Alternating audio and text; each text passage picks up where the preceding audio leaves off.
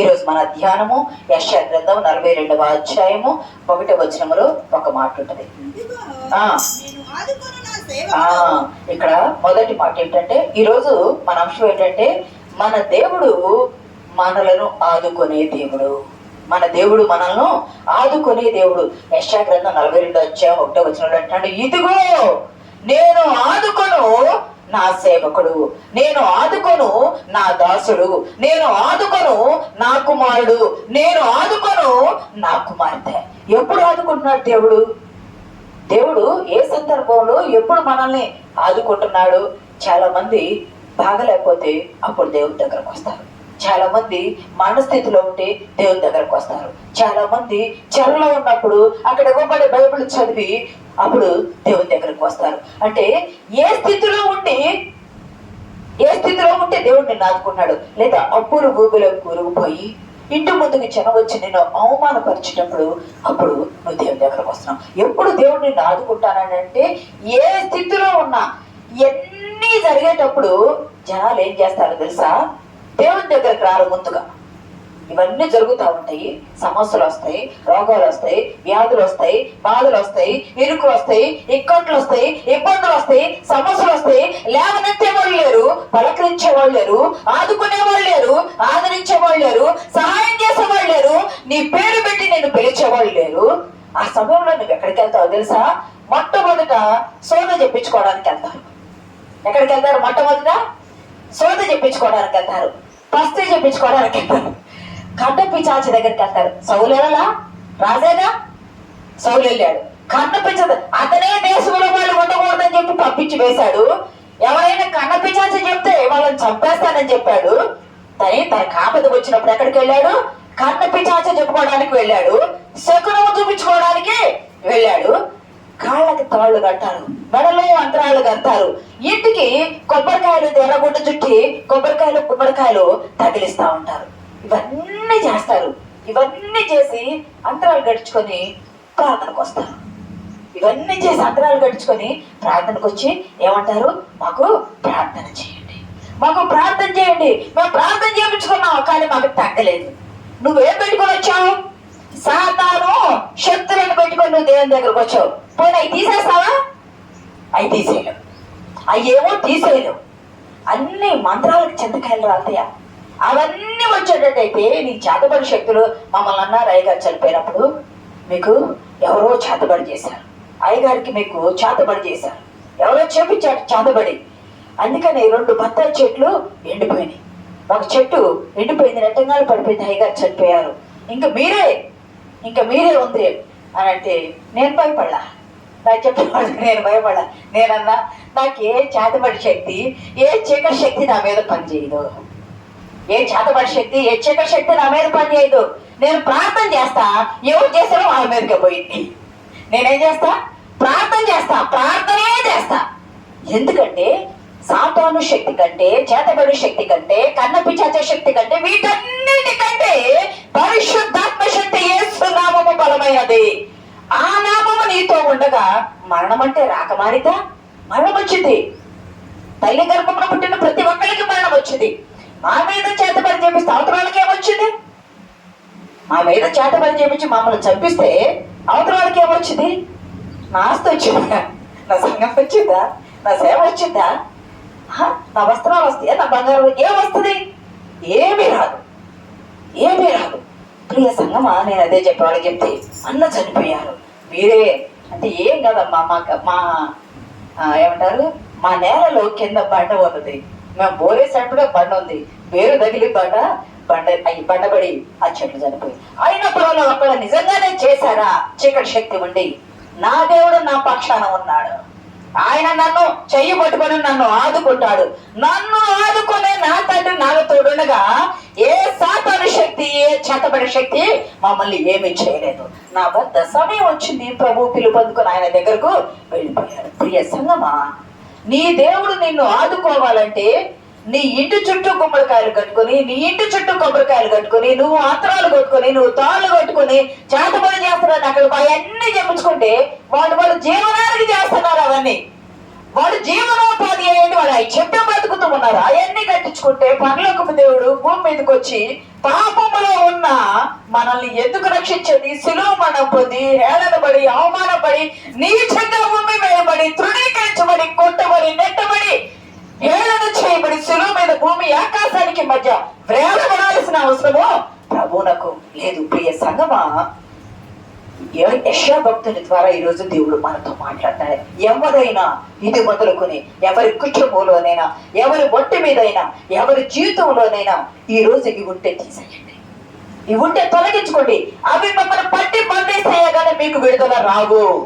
మీకు విడుదల రావాలంటే యేసు నామము, యేసు రక్తము మాత్రమే మీకు విడుదల. అవి ఉండి యేసు రక్తంలో మీరు కడగబడాలా. ఇక్కడ అన్నాడు, ఇదిగో నా సేవకుడు. ఎప్పుడు ప్రభువు దేవుడు ఆపద కాలంలోనే ఆదుకునే దేవుడు. ఆయన ఆశ్రయించే వారందరికీ ఆయన ఆదరణ కలిగించే దేవుడును. ఆయనను సేవించాలి. ముఖ్యంగా ఆయన సేవించడం అంటే ఏమిటి? ఆదివారం రాగానే 8ంటికి ప్రార్థన అంటే 9:30, 10ంటికి వస్తే ఆయనను సేవించడమా? కాదు. వారం అంతా ఆయన సేవిస్తానే ఉండాలా. నీవు నీ పనుల్లో ఉన్నా సేవించాలా. ఒక లేడీ దేవుని నమ్ముకొని బాగా భయభక్తులు కలిగినామా, ఆమె మెయిడ్ సర్వెంట్ చేస్తా, ఇంట్లో పని చేస్తా, తెళ్ళల్లో పని చేస్తా ఉన్నది. కానీ ఎంత విశ్వాసము. ఆమెను ఒక దైవజనుడు అడిగాడంట, మా అమ్మ నువ్వు ఇళ్లలో వర్క్ చేస్తున్నావు కదా, మరి దేవుణ్ణి ఆరాధించే సమయం నీకు ఎప్పుడు వస్తుంది అంటే, ఎందుకు రాదయ్యా, నేను నా ఇంటి దగ్గర ప్రార్థన చేసుకుని బయలుదేరతా, నడిచేటప్పుడల్లా యేసయ్యా నువ్వు నా త్రోవలో నాకు తోడుగా ఉండని దేవుని స్తుతిస్తా. ఇంటికి వెళ్ళి నేను ఎక్కడైతే పని చేస్తున్నానో ఆ యజమానురాలు ఇంటికి వెళ్ళి ఊడ్చేటప్పుడు, ప్రభువా నా జీవితంలో, నా కుటుంబంలో, నా హృదయంలో ఉన్న చెడంతా నీవు ఊడ్చేయి ప్రభువా. సాతానును చీపిరితో నేను ఇక్కడ ఊడ్చినట్టు నీవు నాలో ఉన్న చెడంతా ఊడ్చేయి ప్రభువా. నేను గిన్నెలు బయట వేసుకొని తోమేటప్పుడు, ప్రభువా నా హృదయపు గిన్నెను, నా దేహం అనే ఘటాన్ని నీవు కడుగు ప్రభువా. దేహం అనే గిన్నెను, నా హృదయం అనే ఘటాన్ని నీవు కడుగు ప్రభువా. నేను బట్టలు ఉతికేటప్పుడు చాకలి వారిని సబ్బు కంటే తెల్లగా నేను ఉతుకుతానని నువ్వు వాక్యంలో చెప్పావు కదా. నన్ను, నా జీవితాన్ని శుద్ధిగా పరిశుద్ధపరచు ప్రభువా. ఉతకబడితే మలినాలు పోయి, రోత పోయి, మైల పోయి, మురికి పోయి శుభ్రమవుతుంది కదా. నన్ను ఆ రీతిగా శుద్ధి చేయి ప్రభువా. నేను వంట చేసేటప్పుడు నీ వాక్యంతో జీవాహారం అనే మన్నాను నేను ఉడకబెట్టుకునే శక్తిని నాకు దయచే ప్రభువా. నేను భుజించేటప్పుడు జీవవాక్యాన్ని భుజించే శక్తిని దయచే ప్రభువా. నేను పానం తాగేటప్పుడు ఆ బండ నుండి మధుర జలాలు ఇచ్చావు కదా, విషమైన పానం ఉంటే దాన్ని తొలగించి మధుర జలాలు ఇవ్వు ప్రభువా. నేను పడుకునేటప్పుడు ప్రభువా నా ఆత్మను నీకు అప్పచెబుతున్నా, ఈ దినమెల్లా కాపాడావు, నా ఆత్మను నీకు అప్పచెబుతున్నా ప్రభా. ఇంకా ఆమె స్తుతించండి. ఎక్కడ లేచినప్పుడు ప్రార్థన చేసింది, పని చేస్తున్నప్పుడు ప్రార్థన చేసింది, పడుకునేటప్పుడు ప్రార్థన చేసుకుంది, తినేటప్పుడు ప్రతి పనిలో దేవుడిని స్తుతిస్తుంటే ఇంకా స్తుతించండి ఎక్కడ ఆ వృద్ధురాలు. ఆమెను చూసి మనం నేర్చుకోవాల్సింది ఏమిటంటే, నువ్వు దేవుణ్ణి స్తుతిస్తున్నావా, దేవుణ్ణి ప్రార్థన చేస్తున్నావా. నువ్వు ప్రార్థన చేస్తే ఆయన్ని సేవించటం అంటే ఆయన ఆజ్ఞలు పాటించడం, ఆయనకి సమయం ఇచ్చి ఆయనను దేవా నీ సమయం ఇచ్చా, నా స్థితిలో నీవు నన్ను ఆదుకోయా, నా స్థితిలో నీవు నన్ను ఆదుకోయ్యా అంటే ఆయన ఆదుకోవడానికే కదా ఈ లోకానికి వచ్చింది, ఆయన ఆదుకోవడానికే కదా శిలువ మీద మరణించింది. ఆయన ఆదుకునే కంటే ఎక్కువగా మనల్ని ఎవరైనా, నీ తల్లైనా, నీ తండ్రైనా, నీ భార్య అయినా, నీ భర్త అయినా, నీ పిల్లలైనా, నీ తోబుట్టు ఎవరైనా ఇరుగు పొరుగు వారైనా నిన్ను ఆదుకుంటారా?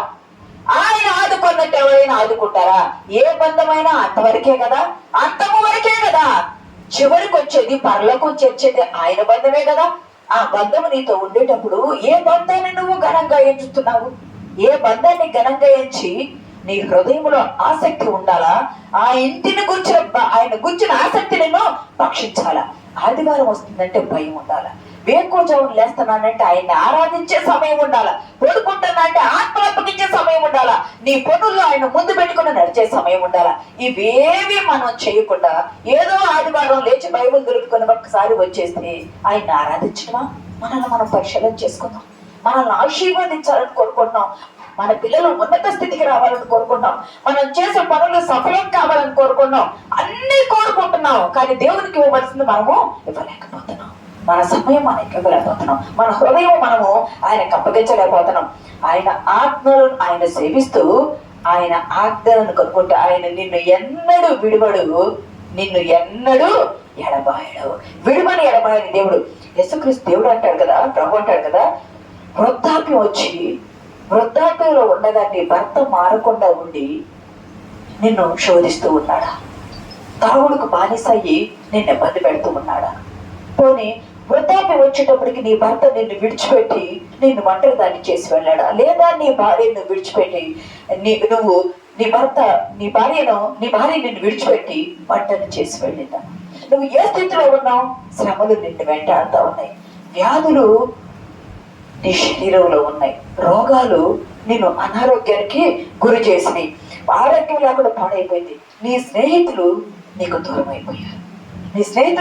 అయిపోయారు, నీ ఆస్తిపాస్తులు అన్నీ తరిగిపోయినాయి, నువ్వు ఎక్కడో అక్కడ కూర్చున్న స్థితి, ఆ స్థితి నుండి కిందకు వచ్చేసావు, అన్నీ తరిగిపోయినాయి, ఆర్థిక పరిస్థితి బాగలేదు, అడిగితే ఇచ్చేవారు లేరు, అవసరము తీర్చేవాళ్ళు లేరు, అవమానం వచ్చింది నీకు, నింద వచ్చింది నీకు, ఇబ్బంది వచ్చింది నీకు, కష్టం వచ్చింది నీకు, మంచి చేసేవారే నీకు లేరు,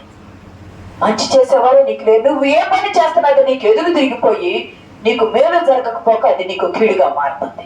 ఏది చెయ్యాలనుకున్నా నష్టమే కలుగుతుంది, కానీ నీకు ఆశీర్వాదము రావటం లేదు. నువ్వు మంచి చేయాలనుకుంటున్నావు, నువ్వు మంచి చేస్తున్నావు ఇతరులకు కూడా, కానీ నీ మంచిని తోటి వారు అర్థం చేసుకుంటున్నారా? నువ్వు మంచిని అర్థం చేసుకోవాలంటే వాళ్ళ స్థితిలోకి నువ్వు దేహం వెళ్తుందంటే నీ మనసు వెళ్ళి ఆలోచన చేయాలి. నీకు మంచి జరగాలంటే అవతల వాళ్ళ నుండి నువ్వు ఏ మంచి కోరుతున్నావో వాళ్ళ స్థానంలో నీ మనసును పెట్టి ఏ స్థితిలో ఉన్నారో వాళ్ళు ఆలోచన చేస్తే నువ్వు చేసే ఆలోచన మంచా కాదా అనేది నీకు తెలుస్తుంది. అంతేకాదు, నీకు బాధ కలిగినప్పుడు, నీకు కష్టం కలిగినప్పుడు నీ వారే నిన్ను విడిచిపెట్టి వెళ్ళిపోతారు. నీకు బాధ కలిగిందా, నీకు కష్టం కలిగిందా, నీ పక్కనున్న వారే నిన్ను విడిచిపెట్టి వెళ్ళిపోతారు. కానీ నీ దగ్గర అంతా ఉందనుకో, ఇప్పుడు దరిద్రునికి అందరూ దూరం అవుతారు, ధనవంతుడికి అందరూ బంధువులు అవుతారంటారు, సామెత ఉంది కదా, ధనవంతుడికి అందరూ బంధువులు అవుతారు. నీ దగ్గర లేదని నిన్ను విడిచిపెట్టి నిన్ను హీనంగా చూసి నిన్ను అవమానపరిచి వారి మనసులో నిన్ను చులకం చేస్తున్నారు, అవమానిస్తున్నారు నువ్వు అనుకుంటే ధనం ఉన్న వాళ్ళే బాగున్నారు, వాళ్ళు బాగుందంటే ఎవరి బాధ వారుకుంది, ఎవరి ఖర్చు వారుకుంది, ఎవరి ఆశ్రయం వారుకుంది, ఎవరి ఇబ్బంది వారుకుంది. గమనించండి, నువ్వు చూస్తుండగానే ఒక చోటే ఉన్నావు, నువ్వు చూస్తుండగానే ఎదుటి వాళ్ళు ఎదిగితే నువ్వు తట్టుకోలేకపోతే శత్రువు అవుతున్నారు నీకు. నువ్వు ఒక ఇల్లు కట్టుకుంటే ఒక శత్రువు, నీకు ఒక వస్తువు కొనుక్కుంటే శత్రువు, నువ్వు ఒక కారు కొనుక్కుంటే శత్రువు, లేదా ఒక ఉన్నత ఉద్యోగం వస్తే శత్రువు. ఎందుకు? నీకుంటే అవతల వాళ్ళు నీకెందుకు శత్రువులు కావాలి అంటే ఓర్వలేని తనముతో, అసూయతో నీ ఉన్నతిని చూచి తట్టుకోలేకుండా ఇదైపోతున్నారు. గమనించండి, నీకు నష్టము కష్టము కలిగితే సంతోషించేవారు అంటారు. మీకు గుర్తుందా, యోబు గ్రంథంలో 2వ అధ్యాయం చూడవసరం లేదులే కానీ చివరి వచనాల్లో యోబు తన స్థితిని చూసి తలబడిగించుకొని పిచ్చివారి వలె దూరంగా కూర్చున్నప్పుడు చూస్తారా ఒకసారి యోబు గ్రంథము 2వ అధ్యాయము.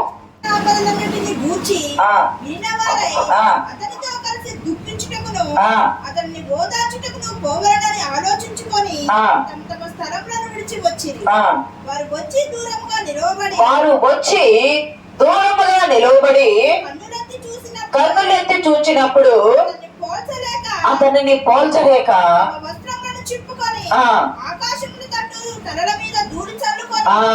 ప్రియ సంగమా, యోబు ఎంత గొప్పవాడు. ఆ ఊజు దేశము ఉన్న రాజుకే ఆర్థికంగా సహాయము చేసేంత స్థితిమంతుడు. 7,000 గొర్రెలు ఉన్నాయి కదా, గొర్రెలు ఉన్నాయి, ఒంటెలు ఉన్నాయి, ఆడగాడిదలు ఉన్నాయి, పశు సంతతి ఉన్నది, 10 మంది సంతానం ఉన్నారు. ఎంత గొప్పవాడు! 10 మంది సంతానానికి అన్ని ఇళ్ళు ఉన్నాయి, అంత భయభక్తులు కలిగిన వాడు. అంత యోబు ఒకరోజు దేవుడు అంటాడు, సాతానా, అపవాది, నా సేవకుడైన యోబును నువ్వు చూచావా? నా సేవకుడైన యోబును నీవు చూచావా? అతడు దేవుని యందు భయభక్తులు కలిగిన వాడు, చెడుతనమును విసర్జించిన వాడు. ఎంత గొప్ప సాక్ష్యం దేవుడు చెప్పాడు. ఎందుకయ్యా అంతటి భక్తిపరుడు ఉదయమున అరుణోదయమున లేచి తన పిల్లలు ఏమైనా పాపము చేస్తారేమోనని ప్రతి దినము బలి అర్పణ దేవునికి అర్పించిన వాడు కదా. అంత భక్తిపరుడికి ఎంత శోధన, ఎంత కష్టము, ఎంత కన్నీరు. ఒక్క దినమే తన ఆస్తి మొత్తం పోయింది, ఒక్క దినమే తన ఇళ్ళన్నీ కూలిపోయింది, ఒక్క దినమే తన 10 మంది సంతానం చనిపోయారు, ఒక్క దినమే ఆయన శరీరం అంతా పోయి గీక్కోవడానికి కూడా గోర్లు లేక చిల్ల పెంకు తీసుకొని గీక్కుంటూ ఉన్నాడు కదా. ఆయనను తన స్నేహితులు ఆదరించడానికి వచ్చి, స్నేహితులు కూడా బాగా స్థితిమంతులే, జ్ఞానవంతులే, ఆదరించడానికి వచ్చి దూరంగా నిలబడి యోబును చూసి దూరంగా నిలబడ్డాడు. తలంతా ఒరిగించేసుకున్నాడు, గుండు చేయించేసుకున్నాడు. ఎందుకంటే ఒళ్ళంతా కురుకులతో నిండిపోయింది కదా, గీక్కోవడానికి కూడా గోర్లు ఊడిపోయినాయి కదా, పళ్ళు కట్టుకున్న చర్మం ఒకటే ఆయనకు ఉంది కదా. ఆ రూపునంటే గుర్తుపట్టలేకపోయారు. యోబు ఈయన అని యోబు రూపాన్ని గుర్తుపట్టలేకపోయారు. రూపము వికారమైపోయిందంట. దూరంగా నిలవబడ్డారు. దగ్గరికి వెళ్తే వాసన వచ్చే రీతిగా ఉన్నాడు. దూరంగా నిలవబడ్డారు. అంత స్థితిమంతుడే. దూరంగా నిలవబడి స్నేహితులు ఆకాశం వైపు చూచి, ప్రభు దేవుడు అడుగుతున్నారు, ఏంటి స్థితి వచ్చింది? యోబు ఏం పాపం చేశాడో ఈ స్థితి వచ్చిందంటే, ఒకటి మనం చేసే పాపాన్ని బట్టి వస్తుంది, 2 నీ విశ్వాసాన్ని పరీక్షించడానికి వస్తుంది, 3 సాతాను నిన్ను గర్భిలు చేయడానికి వస్తాయి శ్రమలు. గమనించండి, నీకై నువ్వు చేసుకున్న, దేవుడు నిన్ను పరీక్ష పెట్టినా, సాతాను నిన్ను శోధనకు గురి చేసినా నీవు నిలవబడాలా. అన్ని ఉన్నప్పుడు దేవుడని, నీకు కష్టం కలిగినప్పుడు దేవుడు లేడు అని అనుకుంటే, మనం 14 కీర్తనలు అంటే దేవుడు లేని బుద్ధిహీనులు తమ హృదయంలో అనుకుంటారు కదా. నువ్వు బుద్ధిహీనురాలివి, బుద్ధిహీనుడిగా ఉండకూడదు కదా. ఎప్పుడు నువ్వు నమ్మినా, నువ్వు నమ్మకపోయినా, నీకు ఇచ్చినా నీకు ఇవ్వకపోయినా దేవుడు దేవుడే కదా. మారని దేవుడు, మార్పు లేని దేవుడు కదా. ప్రియ సంగమా, ఇక్కడ గమనిస్తే దేవుడు అన్నాడు, నువ్వు ఏ స్థితిలో ఉన్నావు? నీ శరీరం అంతా కుళ్ళిపోయి, చర్మం అంతా ఊడిపోయి, నీ రూపము వికారమైపోయి, నీ భార్య దేవుడు దూషించి మరణంకా అని అన్నప్పుడు, నీ స్నేహితులు వచ్చి నిన్ను మాటలతో ఇబ్బంది పెడుతూ ఉంటే, నీ వారే నీకు దూరం అయిపోతే, అయిన వారెవరూ ఆదుకునేవారు లేక, సూటిపోటి మాటలు బట్టి మాటలతో అంటూ ఉంటే, శరీరమే కృషించిపోయింది, రోగమే మనుషునే అణిచివేస్తుంది, ఇంకా మనసులో, ఇంకా ఆత్మలో ఆత్మీయ వాక్యంతో బలపరచకబాక నిన్ను కృంగ చేస్తా ఉంటే నిన్ను ఆదుకునేవారెవరు? దేవుడు అంటాడు, నీవు ఏ స్థితిలో ఉన్నా, ఏ పరిస్థితిలో ఉన్నా, నీవు ఎలా ఉన్నావో నేను నిన్ను చూస్తున్నాను కదా. ఆ స్థితిలో నుండి నా వైపు చూడు. ఆ స్థితిలో, నీ ఉన్న స్థితిలో నుండి నీవు నా వైపు చూడు, నేను నిన్ను ఆదుకుంటా. ఎందుకన్నాడు ప్రభు ఆ మాట? హెబ్రీ పత్రిక 2వ అధ్యాయము 18వ వచనంలో ఒక మాట ఉంటుంది చూడండి. తాను శోధింపబడి శ్రమ పొందెను గనుక, శోధింపబడి వారికి సహాయము తాను శోధింపబడి, నీవు అంతరాలు, తంత్రాలు, శాతబడులు, కన్నపించాల్సిన ఇవన్నీ నీ దగ్గర ఉంటే యేసయ్య నీకెందుకు? యేసయ్య రక్తం నీకెందుకు? యేసయ్య పరలోకము నుండి పరమును విడిచి దిగి వచ్చింది. ప్రియ సంగమా, దేవుని బిడ్డలారా, నీ మనసులో ఉన్న ఆ బలహీనపరచు దురాత్మను దూరపరచడానికే, నిన్ను ధైర్యపరిచి ప్రభు అన్నాడు నిన్ను ఆదుకోవడానికి, నీ రక్షణకు. యేసయ్య ఎలా సిలువ మోసుకుంటూ యెరూషలేము వీధుల్లో నీకోసమేగా అవమానపరచబడింది, నీకోసమేగా ఉమ్మి వేయబడింది, నీకోసమేగా నిందించబడింది, నీకోసమేగా ఆయన అలాగా హేళన చేయబడి భారమైన సిలువ మోసుకుంటూ ఆయన ఆగిపోయాడా? సాగిపోయాడు, ఆగిపోలేదు. ఎందుకంటే తండ్రి ఇచ్చు బహుమానము ఆయన అందుకోవాలని ఆశపడుతున్నాడు. నీకు కష్టం వచ్చిందని, నష్టం వచ్చిందని, అప్పు ఉందని, శోధన ఉందని, వేదన ఉందని, రోగం ఉందని, నిన్ను ఆదుకునే వాళ్ళు లేరని నువ్వు కృంగిపోతూ, ఎందుకు నిన్ను ఆదుకోవాలి ఇతరులు? ఎందుకు నువ్వు ఇతరుల మీద ఆధారపడాలా? ఎందుకు నీ రోగం మీద, నువ్వు వైద్యుల మీద? సహజంగా ఇంత చెప్పాను కదా, అయ్యగారికి బాగలేకపోతే వైద్యులు ఏమి చెబుతారని గుండె చేత పట్టుకొని కూర్చున్నావు కామినేని హాస్పిటల్ అయ్యగారి నిమిత్తం ఉన్నప్పుడు. మనుషులం కదా, ఒకళ్ళు చనిపోతామంటే ఎప్పుడైనా చనిపోతాము. చనిపోతారో చెప్పరు, బ్రతుకుతారో చెప్పరు, కానీ మధ్యలో గోడ మీద గడియారం ఊగినట్టు హృదయం ఊగిసలాడుతూ ఉంటుంది. కానీ దేవుడు అంటాడు, నువ్వు భయపడబాకు, నిన్ను ఆదుకోను నీ దేవుడు నేనే. నువ్వెవరివి? నా దాసుడివి. నీవెవరివి? నా సేవకుడివి, సేవకురాలు. నీవెవరివి? నా కుమారుడివి, నా కుమార్తెవి. నీవెవరివి? నీ కొరకు నా ప్రాణము పెట్టి నా రక్తం ఇచ్చి నిన్ను కొనుక్కున్న నా కన్న బిడ్డవి, విలువైన నా సొత్తువి. నేను నిన్ను ఆదుకుంటాను. నువ్వు మనుషుల మీద ఎందుకు ఆధారపడుతున్నావు? కీర్తనలో ఉంది కదా, నువ్వు మనుషులు నమ్ముకుంటుకంటే, రాజులు నమ్ముకుంటుకంటే యెహోవాను ఆశ్రయించుట మేలు. దేవుడిని ఆశ్రయించు. దేవుడు నిన్ను ఆదుకునే దేవుడు. ఎందుకంటే తాను శోధించబడి శ్రమల ద్వారా ఆయన శ్రమపడే వారికి, శోధనలో ఉన్న వారికి సహాయం చేయుటకు ఆ శోధన ఎటువంటిదో ఎరిగిన దేవుడు నీ దేవుడు, ఎరగని దేవుడు కాదు. ఆయన ఎరిగాడు కాబట్టి ఆయన నేను ఆదుకుంటున్నాడు. ఈ వాక్యం నువ్వేం చేయాలంటే సొంతం చేసుకోవాలా.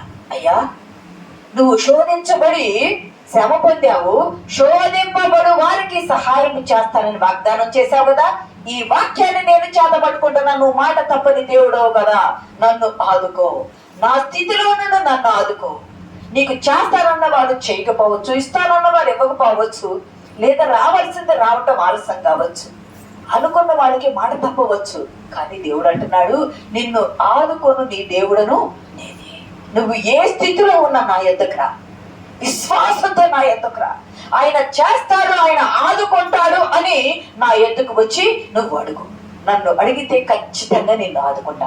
మనం దేవుణ్ణి అడగకుండా మనుషుల మీద ఆధారపడి నాకు సహాయం లేదు, నాకు ఆదుకునేవాడు లేరు అంటే నువ్వు అడగవలసిన వారిని అడగట్లేదు, ఆయనను అడిగితే ఆకాశపు నిధి తెరచు దేవుడు, వాకిండ్లు విప్పు దేవుడు, పట్టజాలమంతా దీవెనలతో నింపు దేవుడు. అది ఆరోగ్యమైన, ఐశ్వర్యమైన స్థితి అయినా ఏదైనా ఆయన ఆదుకునే దేవుడు. మంచి సాక్ష్యము ఆదుకుంటాను. 26 యెషయా 26లో ఉంటుంది కదా, ఎవరైతే నా మీద ఆనుకుంటారో వారిని పూర్ణ శాంతి గలవానిగా నేను చేస్తాను, పూర్ణ శాంతి గలవానిగా చేస్తానన్నాడు.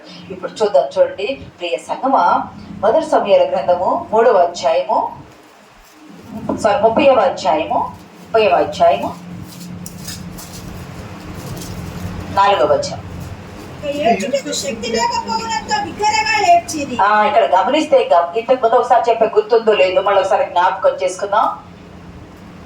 దావీదు యెరూషలేము ప్రాంతం నుండి సౌలు చేత తరపడుతుంటే ఫిలిష్తీయుల దేశంలోనికి వచ్చి సిక్లగు అనే ఒక ప్రాంతంలో ఒక 600 మంది కుటుంబాలతో ఫిలిష్తీయుల రాజు ఆయన అధికారం కింద అక్కడ వాళ్ళు నివాసాలు కట్టుకొని వాళ్ళు జీవిస్తా ఉన్నారు. అమాలేకీలు అనేవాళ్ళు అన్ని దేశాల మీద దండెత్తు వచ్చి దావీదు ఉన్న ప్రాంతానికి కూడా వచ్చి ఈ 600 మంది కుటుంబాలు ఉన్నాయి కదా, ఆ కుటుంబాలు వాళ్ళ ఇళ్లను పడగొట్టేసప్పుడు దావీదు ఈ 600 మంది పురుషులందరూ ఏమయ్యారంటే వేరే ప్రాంతాల్లో యుద్ధం చేయడానికి వెళ్ళారు. దేవుని బిడ్డలు కాని వారి దగ్గరికి యుద్ధం చేయడానికి వెళ్ళారు. ప్రియ సంగమా, ఈ పురుషులు లేని సమయంలో ఈ అమాలేకీలు వచ్చి అందరూ 600 కుటుంబాలు, స్త్రీలు ఉంటారు, పిల్లలు ఉంటారు కదా, వాళ్ళందరినీ వాళ్ళ ఇళ్ళన్నీ కాల్చేశారంట.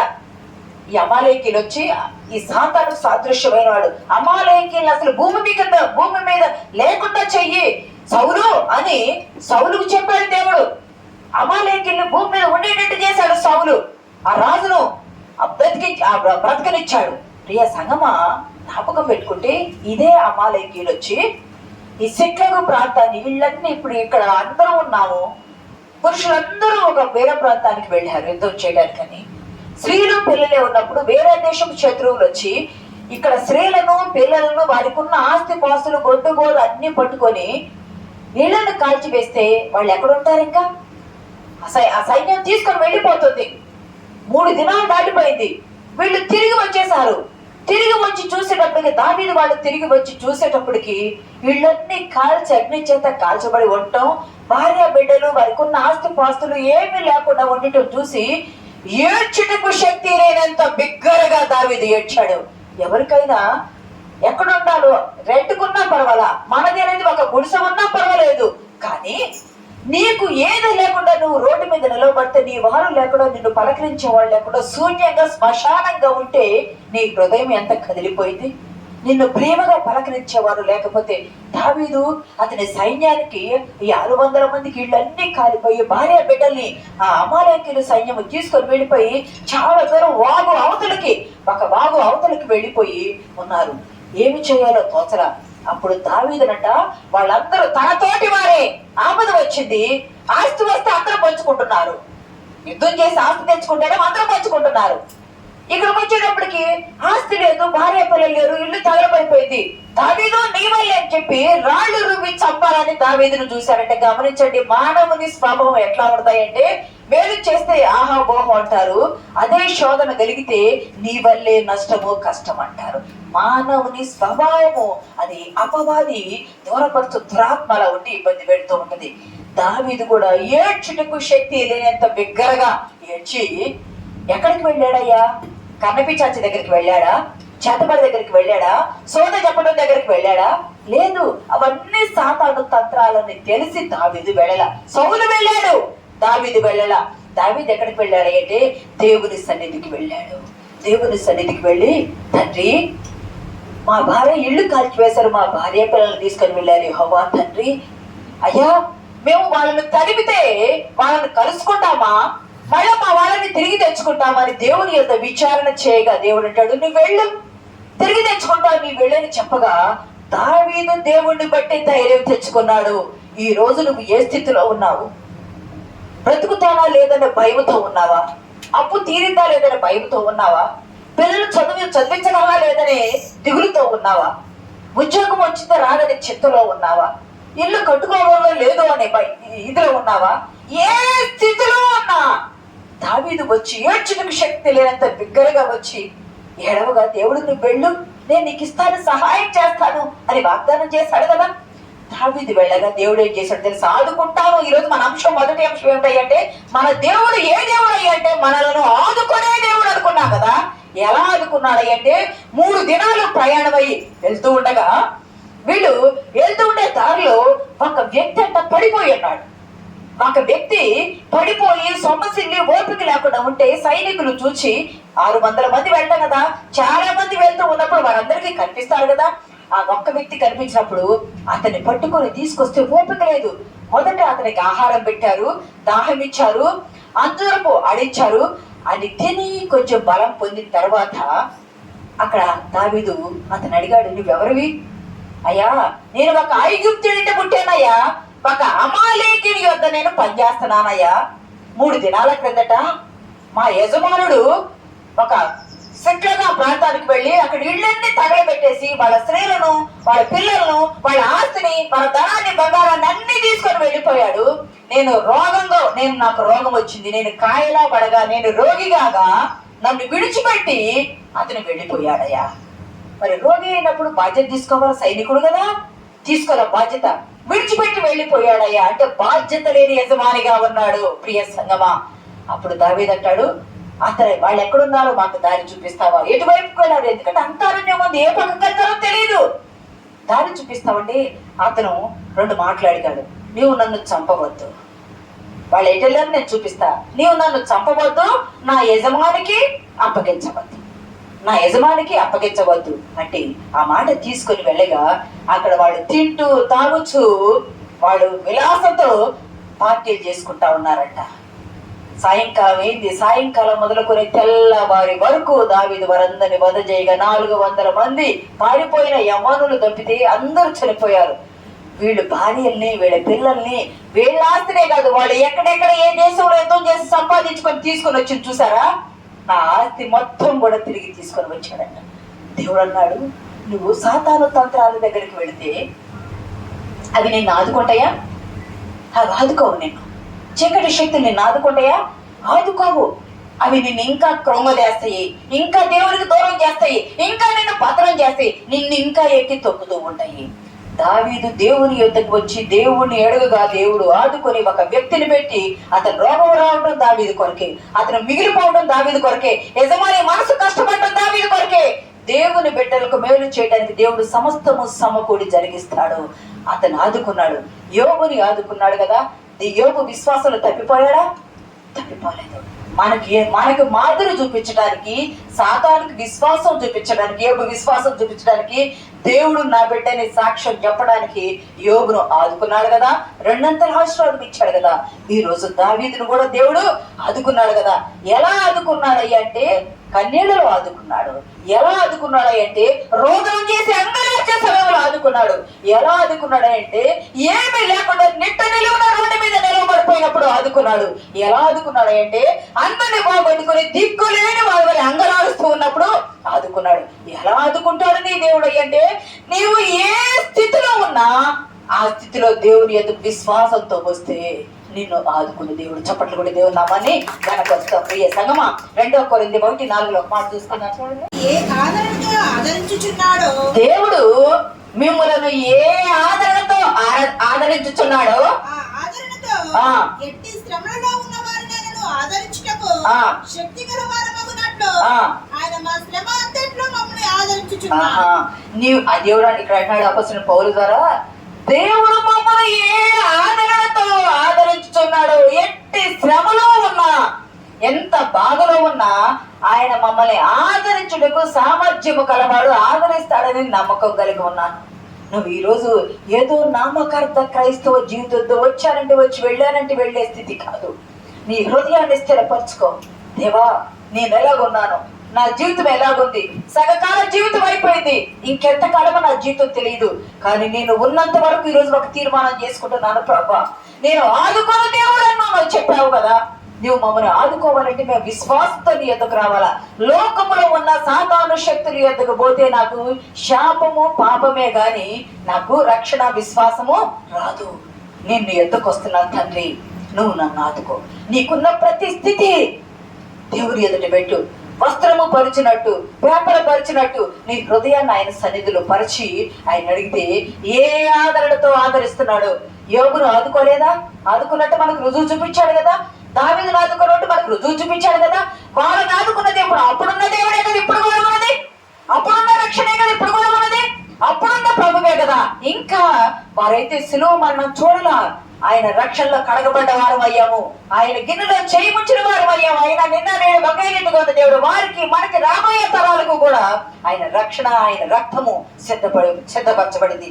ప్రసంగం మొదటగా దేవుడు మన దేవుడు మనల్ని ఆదుకునే దేవుడు. 2వ వచనం చూడండి, యెషయా గ్రంథము 41వ అధ్యాయం 10వ వచనం చూడండి.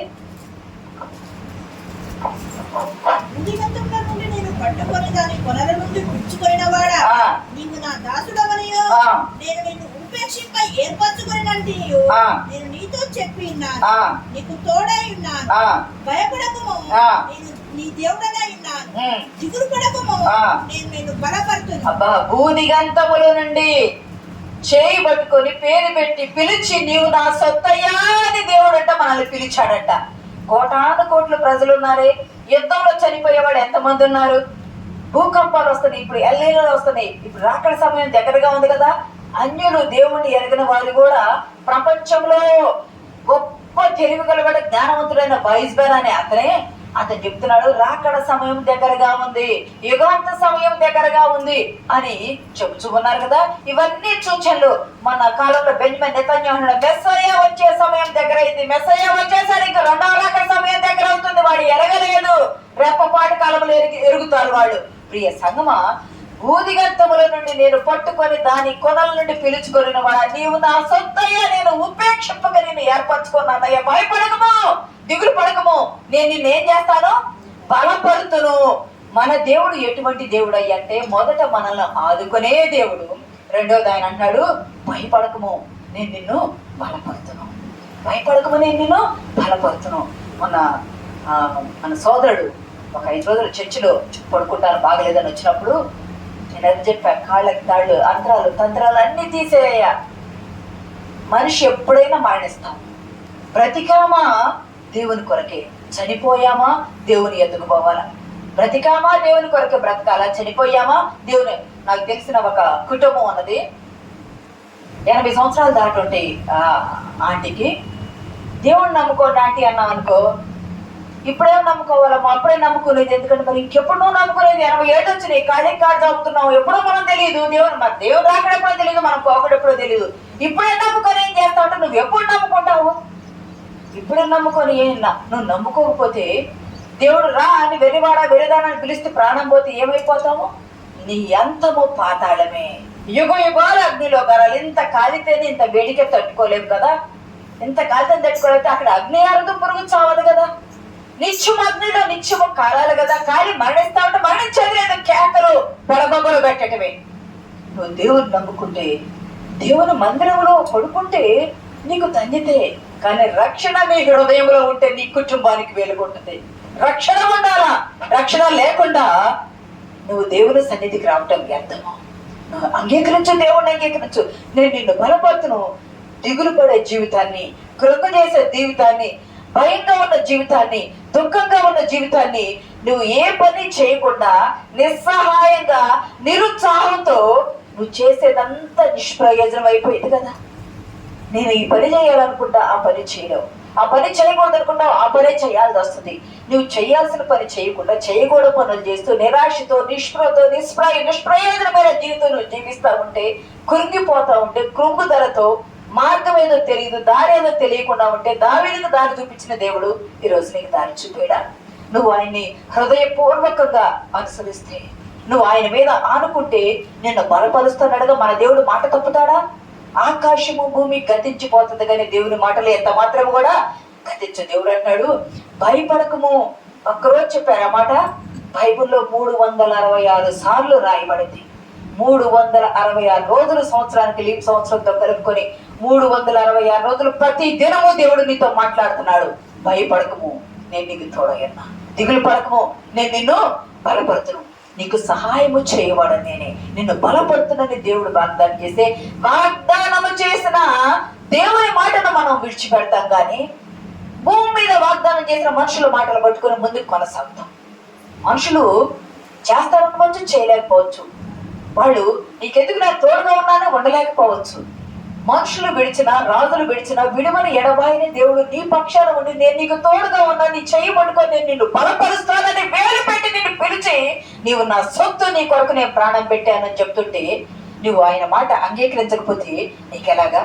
స్నేహితులు కానీ, బంధువులు కానీ, దేవుడు ఈరోజు దేవుడి ఈ వాక్యం ద్వారా మాట్లాడుతున్నాడు. నీ ఇంట్లో వారికి ఎవరైనా నీకు ఎదురైనా, నీకు దూరమైనా, వారందరిని బట్టి నువ్వు కృంగిపోకూడదు.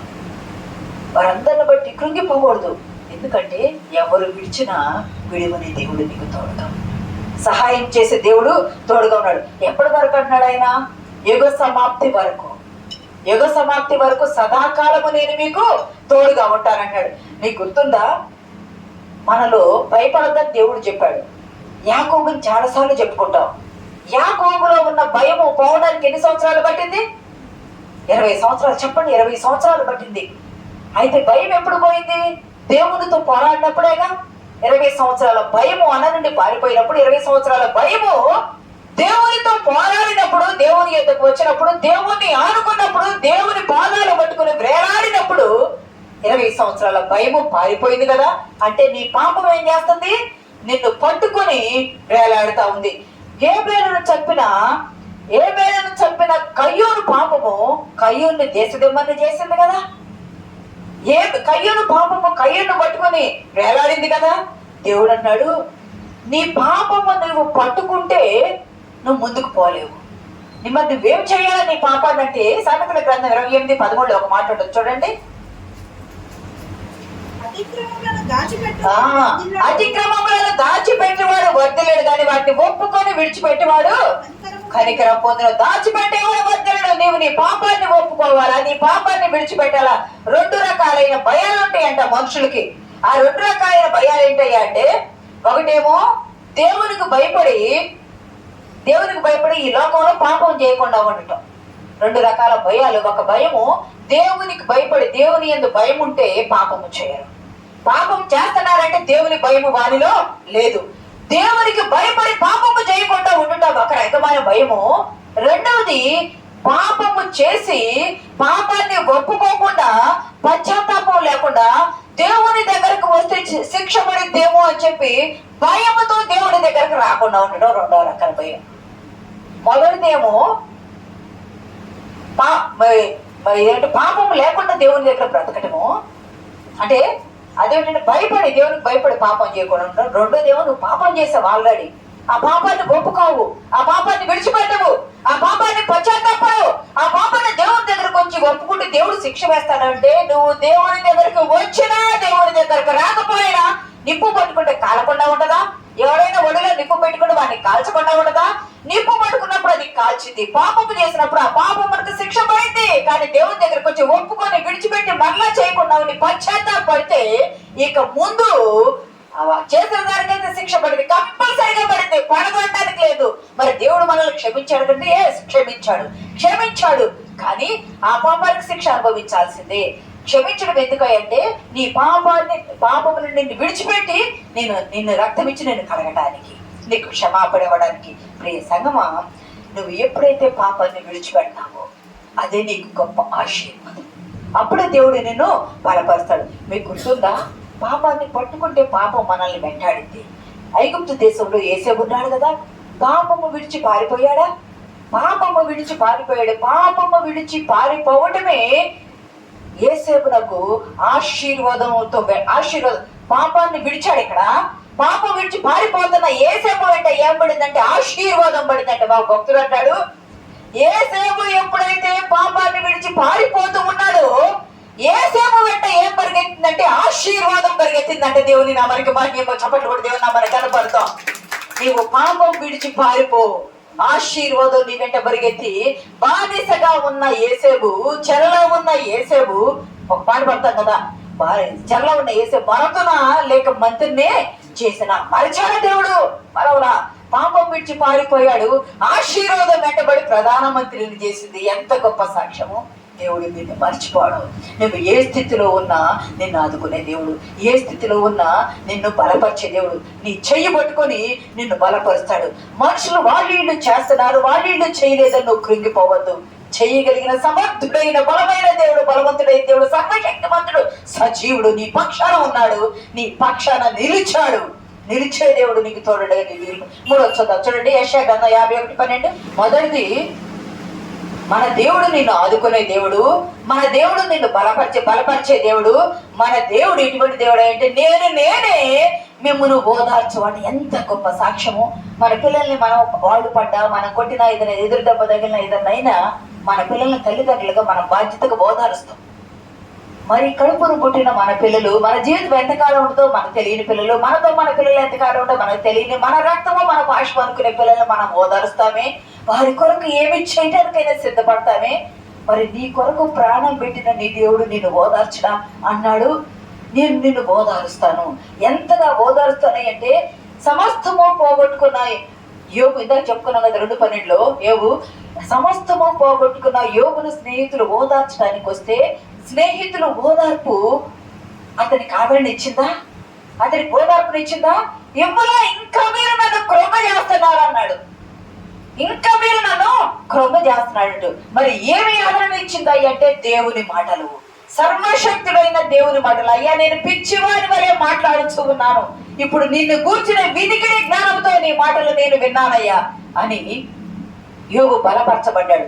యోగుని ఏమో వచ్చింది అంటే భార్య అంటే ఇంకెంతకాలం అయ్యా, ఆస్తి పోయింది, పని వాళ్ళు పోయారు, గొడ్లు గోధుమ పోయింది, 10 మంది పిల్లలు పోయారు, ఉండడానికి లేదు, నీ ఒంట్లో శక్తి ఉంది, బలం ఉంది, పోనీ నువ్వు ఏదైనా సంపాదించగలుగుతావంటే లేదు, నువ్వు రోగం వచ్చి ఉన్నావు, పిచ్చివాడి వల్ల ఉన్నావు, నీ రూపం వికారం అయిపోయింది, ఇంక నువ్వు ఎలా ఉన్నావు అంటే గీక్కోవడానికి శక్తి లేక, గోరు లేక, చిల్ల పెంకుతో నీవు గీక్కుంటూ ఉన్నావు.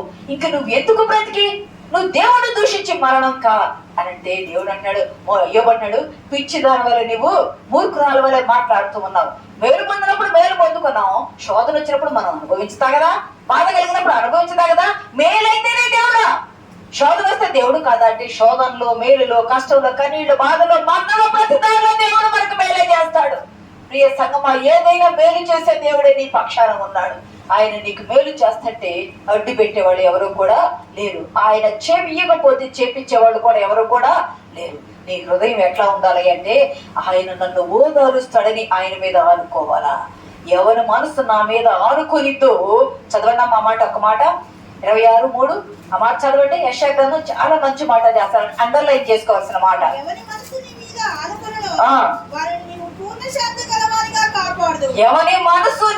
ఆనుకొనును. మన మనసు దేవుని మీద, లోకం మీద ఆనుకుంటే లోకమంతా మనల్ని పనిచేస్తుంది. లోకం ఎక్కడో లేదు. మనం అనుకుంటాం లోకం అంటే శరీరాశ, నేత్రాశ, జీవపటం అనుకుంటాం. కాదు, ఇవన్నీ ఉన్నాయి. కానీ లోకం అంటే నీ నోరే, లోకం అంటే నీ నోరే, లోకం అంటే అబద్ధమే, లోకం అంటే అప్రమాణమే. అవి నీ నోటిలో ఉంటే లోకాన్ని మనం నిందించాల్సిన అవసరమూ లేదు. నీ నోటిని సరి చేసుకో, నీ మనసు సరైంది, నీ నాలుకను సరి చేసుకో, నీ ఆత్మ సరైంది, నీ జీవితం సరైంది. నేనే మిమ్మల్ని ఓదారుస్తానన్నాడు. మీకు గుర్తుందా, అక్కడ యోబును ఆదుకొని యోబును బలపరిచి యోబును ఆదరించిన దేవుడు ఈ రోజు నిన్ను నన్ను కూడా ఆదరిస్తానంటున్నాడు. యోహాను సువార్త 11:11 ఒక మాట ఉంటుంది చూడండి. 11:11 ఒక మాట చూడండి. ఫాస్ట్ గా టైం అయిపోయింది. 31 కనుక ఇంటిలో మరియతో కూడా నుండి ఆమెను ఓదార్చుచుండిన యూదులు ఎవరున్నారంట? మరియతో కూడా ఆ ఇంట్లో ఉన్న సోదరుడు ఒక్క మగపిల్లవాడు చనిపోయాడు. చనిపోయిన ఆ లాజరు చనిపోయాడు. 2 స్త్రీలే ఉన్నారు, తల్లిదండ్రులు లేరు, వారు దుఃఖంతో ఉన్నారు. ప్రభువు వారిని స్నేహితులుగా ఎంచుకున్నారు. ప్రభువు దూరంగా ఉన్నారు. చనిపోయి 4 దినములైంది. గమనించండి ప్రియ సంగమా దేవుని బిడ్డలారా, 4 దినములు అయిన తరువాత కూడా వారు దుఃఖపడతా ఉంటే ఆ ఊరి వాళ్ళు వారందరినీ ఓదార్చడానికి వచ్చారట. వాళ్ళు ఓదారుస్తుంటే వాళ్ళకి ఓదార్పు దొరికిందా? దొరకలేదు. యేసు ప్రభు అన్నారు, మన స్నేహితుడైన లాజరు చనిపోయాడు, నిద్రిస్తున్నాడు, అతన్ని మేల్కొల్పుదాం రండి అని శిష్యులకు చెప్తే వాళ్ళు నిద్రపోతున్నారు అనుకున్నారు. కానీ ఈ లోకంలో మరణ నిద్ర అని వారు అనుకోలేదు. అక్కడికి పోగా మరియ వచ్చింది, మార్త వచ్చింది. వారిని చూసి ప్రభువు కూడా వారు కన్నీరు విడిచారంట. ఆయన పాదాల మీద పడి కన్నీరు విడవగా ప్రభువు కూడా కన్నీరు విడిచాడంట. గమనించండి, మరణకరమైన దుఃఖము నీ హృదయాన్ని తేటపరుస్తుంది. మరణకరమైన దుఃఖము నిన్ను కృంగజేస్తుంది. మరణకరమైన దుఃఖము నిన్ను ప్రభు పాదాల దగ్గర చేర్చింది. ప్రభు పాదాల దగ్గర ప్రభువు కూడా దుఃఖపడి మీరు భయపడవద్దని ధైర్యం చెప్పి నమ్మితే దేవుని మహిమను చూద్దామని చెప్పి అక్కడికి వెళ్ళి లాజరు రమ్మనగా ప్రేత వస్త్రములతో కట్టబడిన 4 దినముల తర్వాత లాజరు సమాధి నుండి బయటికి వచ్చి ఆయన సజీవుడై తిరిగి లేచాడు. దేవుని నామానికి మహిమ కలుగును గాక. నేనే మిమ్మల్ని ఓదార్చువనంటే అంత దుఃఖంలో యోబును ఓదార్చిన నా దేవుడు, అంత దుఃఖంలో ఒక్కగానొక్క సోదరుడు ఎవరికి అండ ఆధారం లేదు. ఆ సోదరుడు చనిపోతే ప్రభువు వచ్చి వాళ్ళని ఓదార్చి ఆదరించి బలపరిచి ఆదుకొని లాజరును బ్రతికించి వారి చేతికి అప్పచెప్తే 30 సంవత్సరాలు లాజరు బ్రతికి కుప్ర సైప్రస్ అనే ప్రాంతంలో ఆ కుప్రలో ఆయన సేవ చేశాడు. దేవుని నామానికి మహిమ కలుగును గాక. దేవుని సేవకులుగా సేవ చేశాడు. ప్రభు పాదాల దగ్గర సేవ చేశాడు. ప్రియ సంగమా, దేవుని బట్టి పరిశుద్ధాత్మ శక్తి మిమ్మల్ని తాకింది. ఈ రోజు గమనించినట్లయితే ఆ కుటుంబాన్ని ఆదుకున్న దేవుడు, ఆ కుటుంబాన్ని ఓదార్చిన దేవుడు. ఈ రోజు నీ హృదయపు లోతుల్లో నీ భర్త నిమిత్తం నీకు దుఃఖం ఉంది, నీ భార్య నిమిత్తం నీకు దుఃఖం ఉంది, నీ పిల్లల నిమిత్తం నీకు దుఃఖం ఉంది, నీ కుమార్తె నిమిత్తం, నీ అల్లుల నిమిత్తం నీకు దుఃఖం ఉంది, నీ కొడుకు కోళ్ళ నిమిత్తం దుఃఖం ఉంది, నీ మనవ సంతతి నిమిత్తం నీ దుఃఖం ఉంది, ఉద్యోగం లేదని దుఃఖం ఉంది, లేదా వివాహం జరగలేదని దుఃఖం ఉంది, పిల్లలు లేదని దుఃఖం ఉంది, ఏమీ పని లేదని దుఃఖం ఉంది. అంతా దుఃఖం దుఃఖం దుఃఖం, లోకమంతా దుఃఖంతో నిండిపోతా ఉంటే ఈ రోజు ఇంట్లో ఉన్న అనారోగ్యాన్ని బట్టి దుఃఖము, ఎదిగి వచ్చిన వాళ్ళు ఏమైపోతారు, కుటుంబ పోషణ ఎలాగో అనే దుఃఖము, ఈ దుఃఖం అంతా నీలో ఉంటే పంట వేస్తున్నావు, పంట పండట్లేదు, పని చేస్తున్నావు, చినిగిన సంచులు కారిపోయినట్టుంటాయి, నువ్వు చేసే పని కనిపించట్లేదు, అప్పులు ఎక్కువైపోయిన విస్తారమైనవి, నిందలు అవమానాలు వస్తున్నాయి. దేవుడు అంటున్నాడు, నువ్వు భయపడుతున్నావా, నువ్వు కృంగిపోతున్నావా, నువ్వు కృషించిపోతున్నావా, నిన్ను ఓదార్చేవాడు లేరనుకుంటున్నావా, నీ మనస్సు నా మీద ఆనుకొని ఉన్నదా? ఈరోజు దేవుడు నీకు ప్రశ్న వేస్తున్నాడు. నీ మనసు నా మీద ఆనుకొని ఉన్నదా? నీ మనసు నా మీద ఆనుకొని ఉంటే నిన్ను పూర్ణ శాంతి గలవాడిగా చేస్తాను. ఏ సాతాను శక్తి నీ దరికి రాదు, ఏ తంత్రశక్తి నీ దరికి రాదు, ఏ దైవశక్తి నీ దరికి రాదు. నిన్ను, నీ కుటుంబాన్ని, నీ పిల్లలను ఎవరి ద్వారా శోధన వస్తుంది? నువ్వు సంపాదించే సంపాదన అంతా నీ భర్త తాగి నష్టం చేస్తావు. నువ్వు సంపాదించే సంపాదన అంతా నీ భార్య దుర్వ్యాపారాలకు వ్యర్థం చేస్తా ఉంటే, నీ సంపాదన అంతా ఏది లేక వచ్చేది 10 రూపాయలు, ఖర్చు 50 రూపాయలు, ఎంత అప్పు అవుతుంది? 40 రూపాయలు అప్పే కదా అప్పు అవుతుంది. మనల్ని మనం పరిశీలన చేసుకోవాలి. నువ్వు ఏ స్థితిలో ఉండి నువ్వు దుఃఖం కలిగి ఉన్నావు, ఏ స్థితిలో ఉండి ప్రభు అంటాడు కదా, నువ్వు వేడవద్దు, నీ కన్నీళ్లు నేనేం చేస్తా, నా బుడ్డిలో పడతా, నీ కన్నీళ్లు నా బుడ్డిలో పడతా, నా బుడ్డిలో బట్టి నీ కన్నీటిని తోస్తాడు దేవుడు. ఎంత విశ్వాసం! 2 రకాలైన కన్నీళ్ళు ఉంటాయి. గమనించండి, కొబ్బరి బోండంలో కల్తీ ఉంటుంది తెలుసా? నేను 15 ఏళ్ల క్రిందట చెప్పి ఒకసారి కొబ్బరి బోండం తాగితే, అయ్యగారు ఈ కొబ్బరి బోండం బాగా కల్తీ అంటే ఊరికి అమ్మగారిని పిచ్చి కానీ కొబ్బరి బోండం ఎట్ట కల్తీ అయ్యేది అన్నారు. నేను చెప్పి 2-3 ఏళ్ల తర్వాత పేపర్లో టీవీలో వచ్చింది, చెట్ల వేరుకు ఇంజెక్షన్ చేస్తా ఉంటే దాని ద్వారా కొబ్బరి బోండంలో కల్తీ. నాకు సెన్స్ ఎక్కువ ఉంటుంది, నా నాలుగు నాకు సెన్స్ ఎక్కువ ఉంటుంది. కల్తీ. తల్లి పాలలో కల్తీ, తల్లి పాలు ఇస్తుంటే పిల్లలకి నీ పాలు పడవమ్మా ఇవ్వకూడదని చెప్పిన వాళ్ళు ఉన్నారు. తల్లి పాలలో కల్తీ, కానీ కన్నీటిలో కల్తీ ఉండదు. కానీ కపటం ఉండదు, కన్నీటిలో కపటం ఉండదు. కల్తీ ఉండదు, కన్నీటిలో కల్తీ ఉండదు. కన్నీటిలో కపట ఏడుపు ఉంటుంది, కానీ కన్నీటిలో కపటం ఉండదు. రెండు రకాలైన కన్నీరు కదా. ఒకటి మామూలుగా కారే కన్నీరు, పూర్ణ మనసుతో కన్నీరు హృదయపూర్వకంగా గడిస్తే నువ్వు కార్చే కన్నీటిలో జిగురు ఉంటుంది. ఆ జిగురు దేవుని హృదయాన్ని కరిగిస్తుంది, ఎదుటి వాళ్ళ హృదయాన్ని కరిగిస్తుంది. ప్రియ సంగమా, దేవుని బిడ్డలారా, నీ కన్నీరు బుడ్డిలో పట్టిన నా దేవుడు, మనల్ని ఆదుకునే దేవుడు చెప్తాడు. యెషయా గ్రంథం 51:11 ఒక మాట చూసుకుందాం, చూడండి.